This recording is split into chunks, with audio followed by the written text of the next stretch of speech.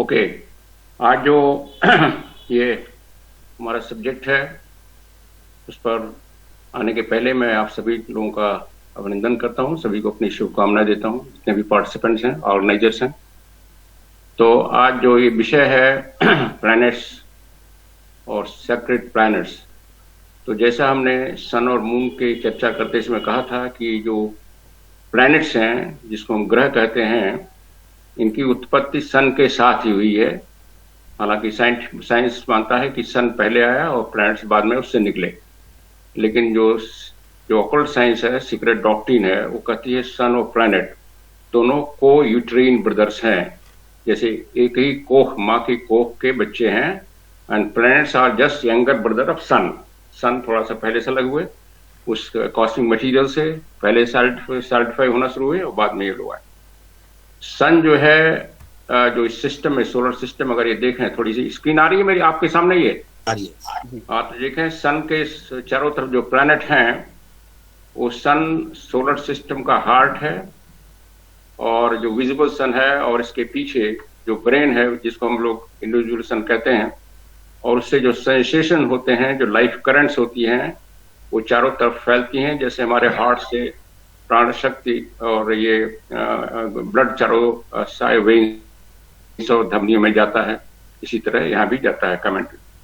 थोड़ा हम पहले प्लैनेट की जनरल चर्चा कर रहे हैं, फिर आएंगे सेक्रेट प्लैनेट्स पर। प्लैनेट्स जो है केवल एक स्फीयर, एक पिंड नहीं है स्पेस में, जैसा साइंस मानता है, और ये इनका चमकना कोई उद्देश्यहीन नहीं है, लेकिन ये जो है डोमेन है, ये निवास स्थान है स्पिरिचुअल बीइंग के, हाईली स्पिरिचुअल बीइंग के। जैसे हमारा बॉडी एक निवास स्थान है हमारे मोनाड का, उसी तरह से ये जो प्लैनेट्स हैं, they are all houses, palaces कहा गया है ऑफ हाईली स्पिरिचुअल बीइंग्स। और उनका संबंध ग्लोब्स और जितने पिंड हैं और हर एक ग्लोब पर ह्यूमैनिटी से होता है, और हमारा भी है। जो ह्यूमनली बॉडीज हैं जितने, सभी ईश्वरों के टेम्पल हैं। जैसे हमारा बॉडी को कहा गया है, क्राइस्ट ने कहा कि A R the body of temple, मनुष्य भी टेम्पल ऑफ द गॉड। और उसी तरह ये जो हमारे प्लैनेट्स हैं, ये भी गॉड के टेम्पल हैं, अलग अलग गॉड के जो स्पिरिचुअल इंटेलिजेंस हैं। और ये जो ईश्वर हैं या देवता लोग हैं, ये खुद उस बड़े ईश्वर या लोगोस के टेम्पल हैं। जैसे हमारा मोनाड जो है वो लोगोस ईश्वर जो सिस्टम है उसको रिफ्लेक्ट करता है। तो ये जो है अननोन नहीं है, और इसको सीक्रेट साइंस जानता है ये क्या है। ये जितने प्लैनेट हैं, जितने ग्रह हैं या ह्यूमनली बॉडीज हैं, बड़े ही समरसता में घूमती हैं अपने धुरी पर, और सूरज के चारों ओर एक हार्मनी रहती है। और ये केवल मैकेनिकल फोर्स से नहीं होता है जैसा कुछ साइंटिस्ट मानते हैं। न्यूटन ने इसकी काफी एनालिसिस किया, और फाइनली उनको भी कहना पड़ा कि केवल मैकेनिकल फोर्स इन लाखों अरबों साल से इन प्लैनेट्स को नहीं घुमा सकता अपनी धुरी पर, या सूरज के चारों तरफ घूमते रहते हैं लगातार, और एक समरसता में बिना एक दूसरे से टकराए हुए। और इसके पीछे जरूर कोई न कोई इंटेलिजेंसेस हैं जो इसको गाइड कर रही हैं। जैसे हमारा जीवात्मा, उसका जो हमको गाइड करता है हर एक मूवमेंट में। तो जो एसोटेरिक डॉक्ट्रिन है, ये सिखाती है कि जो प्राइम मटीरियल था, जो मूल प्रकृति से पहली मैटर बना इसमें, वो भी डायरेक्ट एमिनेशन था, और फिर उससे यूनिवर्सल माइंड हुआ, दैवी प्रकृति जो बनी ईश्वर से, जिसको दैवी प्रकृति कहा गया है गीता में। थियोस में उसको फोहत कहा गया है, लोगास की, जो ईश्वर की एनर्जी है, जो परब्रह्म की एनर्जी ईश्वर के द्वारा फैलती है।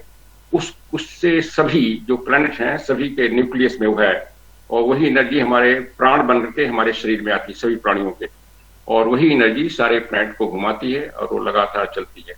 तो फोहत या प्राण शक्ति, उस लेवल की प्राण शक्ति से सारे ये घूमते हैं प्लैनेट अपने अपने धुरी पर और सूरज के चारों तरफ। प्लेटो ने इसको कहा था कि कोई गाइड है, एंट्रिंग रेक्टर है, जो इन सबको घुमा रहा है। जैसे एक नाव में उसका बोटमैन होता है, उसको पानी में जिधर डायरेक्शन चलता है ठीक से उसको चलाता है। इसी तरह हर एक जो प्लैनेट है उसका एक बोटमैन है, इंटेलिजेंस है। ऑकल्ट साइंस फर्क बताती है कि जो स्पेस है इसमें दो एटम्स मॉलिक्यूल्स इसमें फ्लो करते रहते हैं, एक्सचेंज होते रहते हैं, और इसी तरह जो प्लैनेट्स हैं इनके भी मॉलिक्यूल्स एक्सचेंज होते रहते हैं। खास तौर से वो जो सेप्टेनरी चेन होती है, जैसे अर्थ की सेप्टेनरी चेन है, इसी हर एक प्लैनेट की सेप्टेनरी चेन होती है और उनके मॉलिक्यूल्स आपस में एक्सचेंज होते रहते हैं। जैसे पृथ्वी के जो एस्ट्रल या मेंटल मॉलिक्यूल्स हैं वो उसके जो ग्लोब बी सी डी में एक्सचेंज होते रहते हैं, और इसके अलावा जो स्पेस के थ्रू भी एक्सचेंज होते हैं एक प्लैनेट से दूसरे प्लैनेट में। और इसलिए कॉम्बिनेशन मैटर का अलग अलग बनता है। और ये जो इनका जो मैटर मटेरियल है, जो प्राइम मटेरियल है प्लैनेट का, उसमें उतना ही भिन्नता है जितने हम पृथ्वी पर देखेंगे। तमाम हर तरह के मटेरियल में भिन्नता है, पूरे पृथ्वी पर देखेंगे, सतह पर भी और डेप्थ में भी देखते हैं। फोहत जो है उसका एक तो काम है इनको एनर्जी देना, जो सब अपने चलते हैं, और उस समय इसका एक और काम हो जाता है जब किसी चेन की, जैसे अर्थ की चेन है उसे हर एक प्लैनेट की चेन है, जब उसका लाइफ खत्म होता है एक चेन की, तो उसकी जगह जब नई चेन बनती है तो उसके लैस सेंटर में वो एक्टिवेट करता है, एक उसको अवेकन करता है कहा गया, और फिर पुराने चेन का मैटर उसमें जाता है और वहां से सॉलिडिफाई होकर नई चेन के बॉडीज बनते हैं।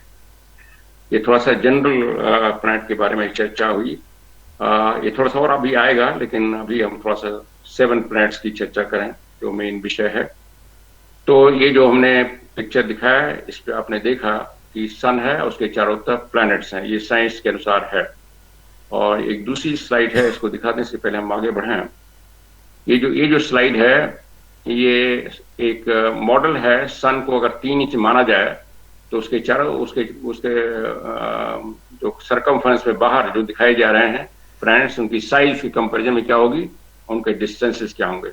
आप देखें इसमें अर्थ और जो पहले मरकरी है, वेनस है, अर्थ है, इस तरह के 7 प्लैनेट हैं, शनिश्चर है। जब तो ये इस तरह से एक जनरल आइडिया आप ले सकते हैं कि सन के कंपैरिजन में प्लैनेट का साइज कितना छोटा है।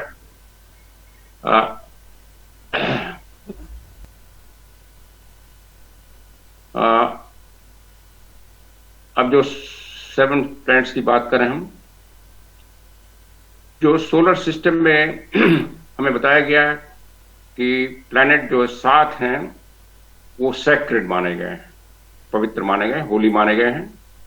क्यों माने गए हैं? प्लैनेट 7 से ज्यादा हैं, ये हमारे जो पुरखे हैं उनको भी मालूम था, ऋषियों को, और साइंस भी धीरे धीरे खोज कर रहा है और भी प्लैनेट पता चल रहा है। प्लैनेट बहुत हैं और अभी कुछ सभी नहीं पता है, सभी का पता भी नहीं है, लेकिन 7 प्लैनेट सैक्रेड माने गए हैं। उसके कुछ रीजन हैं।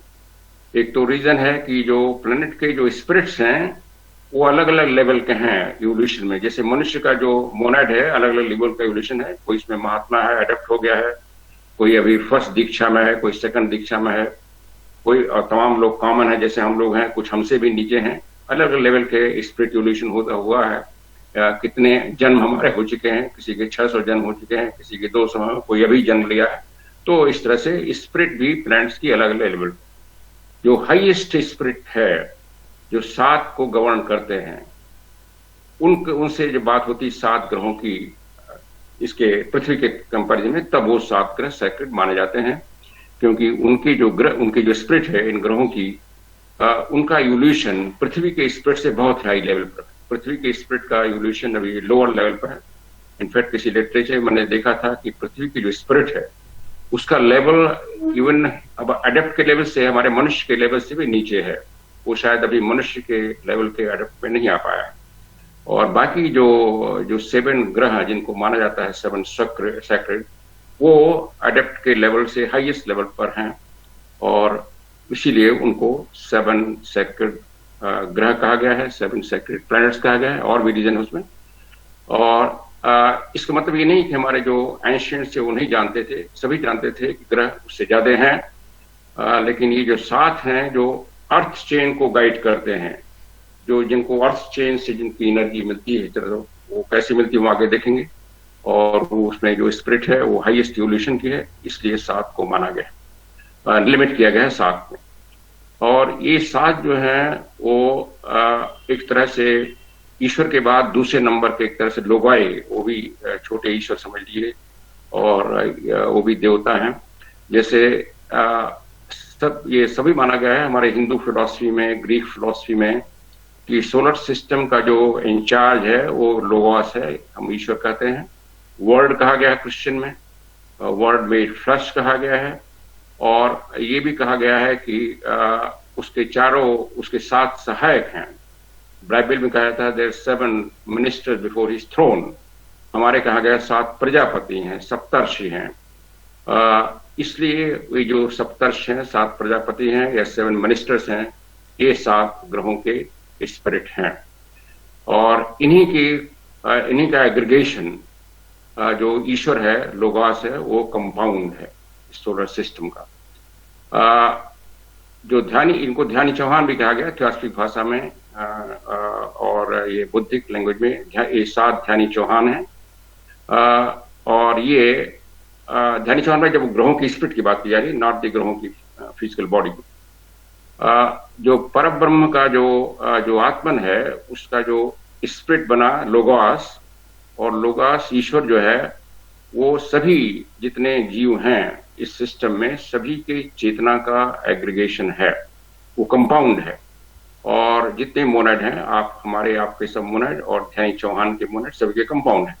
और इसी तरह ये 7 ध्यानी चौहान जो हैं, इनमें से हर एक ह्यूमैनिटी के एक ग्रुप से जुड़ा हुआ है। हमारा एक ग्रुप, जैसे आप 7 रेस की बात सुना, आपने पढ़े हैं, इस 7 रेस को रिप्रेजेंट करते हैं, इस 7 जो ध्यानी चौहान है, जो प्लैनेटरी स्पिरिट हैं।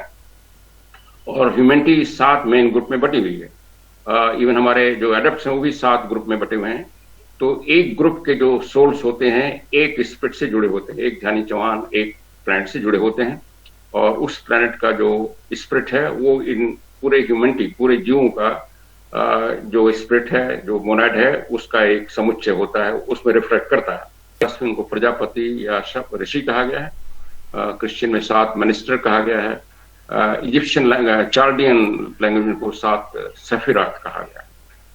और ये लेकिन ये भी समझना है, इसके पीछे जो मोनाड है, जो महत है, जो लोगास है, वो एक है, वो सीधे एमनेशन है उस परब्रह्म का, लेकिन स्वयं में कंपाउंड यूनिट है। वो कोई इंडिविजुअल वो बॉडी नहीं है, इसलिए उसको भी हम एक एंथ्रोमॉर्फिक पर्सनल गॉड नहीं कह सकते। इसको जो विवेक चूड़ामणि है उसमें जो ट्रांसलेशन किया गया, उसमें कहा गया है कि जो प्रलय के अंत में, जब प्रलय शुरू होता है, उसकी गहराई में ये जो ईश्वर है, उसकी जो चेतना है, वो परब्रह्म की चेतना में सोई होती है, और फिर नेक्स्ट मनवंतर में वो जगती है, उसके साथ सभी जो मोनाड हैं जग जाते हैं और एक्टिव हो जाते हैं। और चूंकि जो ईश्वर है वो त्रियामी है, इसलिए जितने मोनाड होते हैं सब त्रियामी हैं। ध्यानी चौहान भी त्रियामी हैं। और हर एक जो ह्यूमैनिटी है, उसमें जो ग्रुप, जो मानवता, जो समूह एक पर्टिकुलर ध्यानी चौहान से जुड़ा है, पर्टिकुलर ग्रह से जुड़ा हुआ है, उसका जो चेतना है उस मनुष्य की चेतना में रिफ्लेक्ट करती है। इसलिए मनुष्य का हर एक प्राणी ट्विन सोल है, जुड़वा है। एक हमारी चेतना है, एक हमारे जो प्लैनेट है जिससे हम गवर्न हो रहे हैं, रूल कर रहा है, उसकी भी चेतना हमारे अंदर आ रही है। तो और वो स्वयं ईश्वर की चेतना से जुड़ा हुआ है। और इसीलिए हर जगह कहा गया है धर्मों में कि हम और ईश्वर एक हैं। बाइबल में कहा गया है कि I and my father one and your father two. हमारे में कहा कि हम और ईश्वर हैं, हम ब्रह्मा, ये सब जगह इसी बात को लाई गया है। इसलिए जितने जो 7 प्लैनेट हैं वो जो उनकी जो स्पिरिट है, 7 स्पिरिट के वो एक तरह से देह हैं जो दिखाई पड़ते हैं, और जो ह्यूमन ग्रुप्स हैं वो सब पर्टिकुलर ह्यूमन ग्रुप को गाइड करते हैं। 7 प्लैनेट इसलिए रखा गया है कि केवल 7 प्लैनेट ही एक अर्थ से कनेक्टेड है। हर एक प्लैनेट से दूसरे 7 ग्रह जो उससे सुपीरियर है उसकी स्पिरिट कनेक्टेड होती है। तो अर्थ से 7 कनेक्टेड है, इसलिए 7 का नाम आता है, बाकी का नाम नहीं आता। बाकी गिनती उसमें जोड़ी नहीं जाती। और इसमें एक और है कि जो 7 ग्रह हैं और साथ ही और 12 राशियां हैं, जो कॉन्स्टलेशन कहते हैं हम लोग, मेघ राशि, धनु राशि, ये सब चीजें, वो भी एक चेतनाएं हैं, वो भी एक देवता है, ध्यानी चौहान है। और ये जो 7 12 में रिफ्लेक्ट होते हैं, इसलिए 12 इंटू 7 का जो परम्यूटेशन बनता है उतने कॉम्बिनेशन होते हैं हर एक मनुष्य के प्रभाव में। इसलिए जो एस्ट्रोलॉजी कहती है कि हम लोग ग्रह उससे जुड़ते हैं, तो सही है, लेकिन वो दूसरे लेवल पर, क्योंकि अपने कर्मों के अनुसार जुड़ते हैं, न कि उनका कोई प्रभाव, न कि वो हमारे कर्मों को सुपरसीड करते हैं। तो ये भी एक तरह से कर्म के एजेंट हैं। लेकिन ये विभिन्नता इसलिए बताई जा रही है कि 7 ग्रह हैं और 12 जो राशियां हैं, तो 7-12 का परम्यूटेशन अगर आप समझें अनगिनत हो जाते हैं, और इसलिए मनुष्य पर जो प्रभाव पड़ता है इनका अनगिनत है। और इसलिए कोई भी एस्ट्रोलॉजर फोरकास्ट करते समय इतनी गणना नहीं करता, और इसलिए वो सब गलत हो जाता है। अनलेस ही बहुत ही अडेप्ट हो ही इसको ठीक से बता सकते। एंशिएंट फिर कहते हैं कि अपने धार्मिक पूजा में 7 ग्रहों को ही मानते थे, पूजा करते थे, हर एक, चाहे हिंदू प्रथा में हो या चार्डियन प्रथा में हो या ग्रीक प्रथा में, जो वर्शिप की जाती थी 7 की जाती थी। जो इनको कहा जाता है 7 सन्स ऑफ लाइट भी कहा गया है, प्रकाश के 7 पुत्र कहा गया है। और ये जो अपने यहाँ आदित्य के पुत्र माने गए हैं, आदित्य माने गए हैं, इन्हीं को आदित्य 7 आदित्य भी कहा गया है। आदित्य प्रकृति है, मूल प्रकृति है, और उसी से सारे निकलते हैं, ईश्वर भी और ये प्लैनेट भी, और उसी के जो ईश्वर और ये जो प्लैनेट सब उसी के पुत्र माने गए हैं। वो माँ माने गए हैं, देवी मातृ मानी, देव मातृ। तो ये 7 हैं क्या, कॉल्ड आफ्टर ऑफन, उनको जो सैटर्न है, जो शनि है, बृहस्पति है, और बुध है, मंगल है, शुक्र है, ये तो है उस 7 में। और बाकी जो 2 हैं उनको वो सीक्रेट रखा गया है, उसका नाम नहीं बताया गया है, इवन एडेप्ट को भी, एक्सेप्ट हाईएस्ट एडेप्ट। और जो चंद्रमा और सूर्य को माना जाता है वो केवल सब्स्टिट्यूट है, क्योंकि चंद्रमा और सूर्य ग्रह नहीं है। सूर्य तो आप जानते हैं एक तारा है, और मून उपग्रह है। मून एक सैटेलाइट है पृथ्वी का जनक है, इसलिए दोनों साथ में नहीं आते, ये केवल सब्स्टिट्यूट है जुडिशियल एस्ट्रोलॉजी के लिए। 2 असली हैं, उनका नाम नहीं बताया गया। जो सैटर्न, जुपिटर, मरकरी और वेनस, ये 4 जो बाहरी प्लैनेट हैं और 3 अदर हैं, उनका नाम ओपन नहीं किया गया है। और उनका जो एस्ट्रोफिजिकल कम्युनिकेशन इनका 7 से होता है, और ये 7 पृथ्वी को गाइड करते हैं, फिजिकली, मॉरली, साइकिकली इनका प्रभाव पड़ता है। पृथ्वी पड़ता है तो पृथ्वी के सभी प्राणियों पर, नॉट ओनली ह्यूमैनिटी पर, सभी पड़ता है। इनका जो कैरेक्टरिस्टिक है उन स्पिरिट का, इन ध्यानी चौहानों का, उस कैरेक्टरिस्टिक हमारे में रिफ्लेक्ट करता है।